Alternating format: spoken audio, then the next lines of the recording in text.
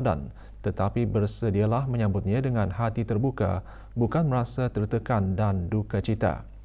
Titah baginda, inilah masanya umat Islam akan mengaut pahala sabar, kerana sabar di bulan Ramadan tidak sama dengan sabar di lain-lain bulan. Dalam titah perutusan sempena menyambut awal bulan Ramadan bagi tahun 1445 Hijrah 2024 Masihi yang disiarkan ke seluruh negara melalui radio dan televisyen, Kebawah Dulia Maha Mulia menggariskan Ramadan datang lagi, satu bulan yang darjatnya sangat tinggi di sisi Allah.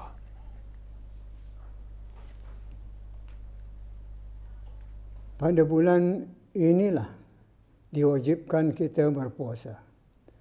Diturunkan kitab suci Al-Quran dan di dalamnya disediakan satu malam yang lebih baik atau lebih utama dari 1000 bulan. Bayangkan 1000 bulan itu berapa tahun? Kira-kira 83 tahun. Itulah nilai pahala bagi satu malam Lailatul Qadar, sama dengan pahala 83 tahun. Masya Allah, betapa luar biasanya bulan Ramadan itu.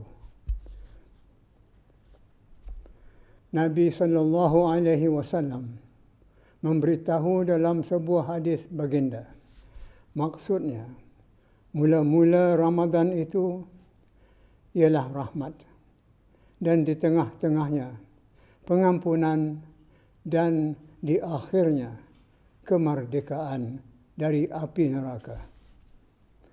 Dari hadis ini, alangkah beruntungnya siapa yang dapat berpuasa sebulan penuh. Di awalnya akan mendapat rahmat, di tengah-tengahnya mendapat keampunan, dan di akhirnya mendapat kebebasan dari api neraka. Oleh itu, marilah kita sama-sama memasang niat untuk berpuasa sebulan penuh bagi meraih pahala yang dijanjikan. Titah baginda juga menyentuh mengenai bulan Ramadan yang dinamakan bulan sabar. Beta berharap jangan siapa yang rimas dengan Ramadan, tetapi bersedialah menyambutnya dengan hati terbuka, bukan merasa tertekan dan duka cita kerana terpaksa berlapar dan dahaga. Inilah masanya kita akan mengaut pahala sabar.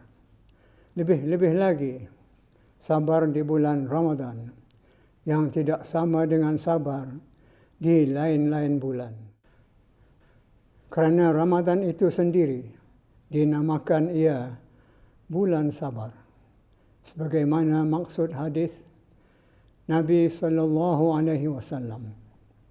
Ramadan adalah bulan sabar, dan sabar pula balasannya ialah syurga. Beberapa keistimewaan Ramadan juga disentuh dalam titah baginda.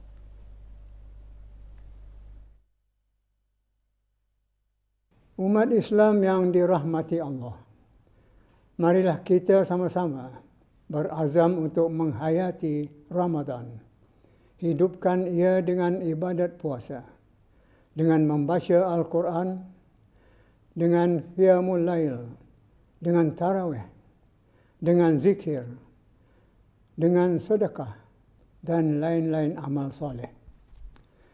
Beta difahamkan berdasarkan riwayat bahawa semua pintu langit dan pintu syurga adalah dibuka pada bulan Ramadan, manakala pintu-pintu neraka pula ditutup. Sekalian iblis dan syaitan dirantai supaya mereka tidak dapat mengacau kaum muslimin dalam masa berpuasa. Satu sembahyang sunat dalam bulan Ramadan dikira sama pahalanya dengan sembahyang fardu pada lain-lain bulan.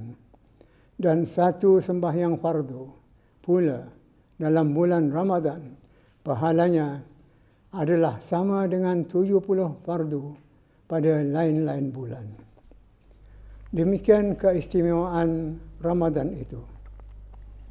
Baginda seterusnya bertitah rakyat dan penduduk yang beragama Islam di negara ini sangat beruntung kerana dapat merebut fadilat Ramadan tanpa sebarang gangguan. Negara kita, alhamdulillah, telah ditakdirkan aman. Di sebahagian tempat di dunia, ada yang dilanda oleh pelbagai musibah seperti banjir, gempa bumi, tanah runtuh, peperangan dan lain-lain.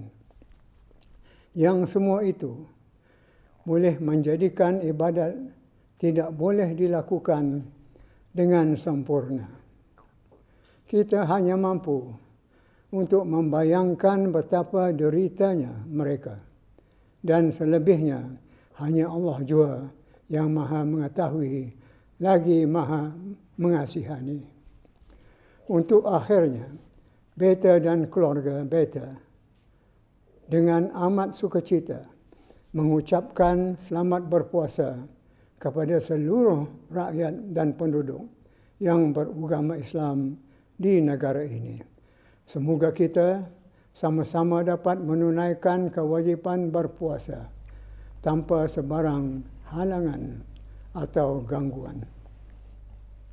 Pada menjunjung titah perintah ke bawah Duli Maha Mulia Paduka Seri Baginda Sultan dan Yang di-Pertuan Negara Brunei Darussalam, dengan ini dimaklumkan waktu bekerja di kementerian-kementerian dan jabatan-jabatan kerajaan sepanjang